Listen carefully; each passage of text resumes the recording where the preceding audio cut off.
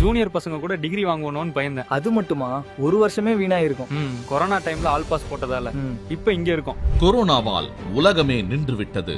ஆனால் தமிழ்நாடு எந்த வகையிலும் நிற்காமல் ஓடிக்கொண்டே இருந்தது.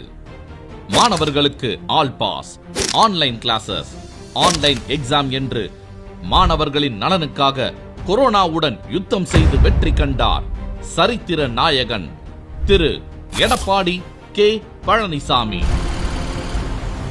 எல்லாம் நம்ம பசங்க நோட் புத்தகம் இல்லாம தவிச்சப்போ நம்ம அம்மா எக்ஸாமுக்கு என்ன வருமோ அத மட்டும் புத்தகமா தந்தாங்க. எப்பவுமே நம்ம பசங்களை பத்தி யோசிச்சது நம்ம அம்மா மட்டும்தான். அதுக்கப்புறம் நம்ம இபிஎஸ் ஐயா தான். கொரோனாவை தம் தொலைநோக்கு பார்வையால் அடித்து விரட்டிய மாணவர்களின் அன்பு நண்பன் எடப்பாடியார். இன்று மீண்டும் மாணவர்கள் நிலை இந்த கயவர்களின் ஆட்சியில் கேள்விக்குறியாக இருக்கிறது. 2026 கொரோனாவை விரட்டியடித்தது போல் இந்த ஆட்சியை விரட்டியடித்து மாணவர்களின் வாழ்க்கைக்கு ஒளி சேர்ப்போம்.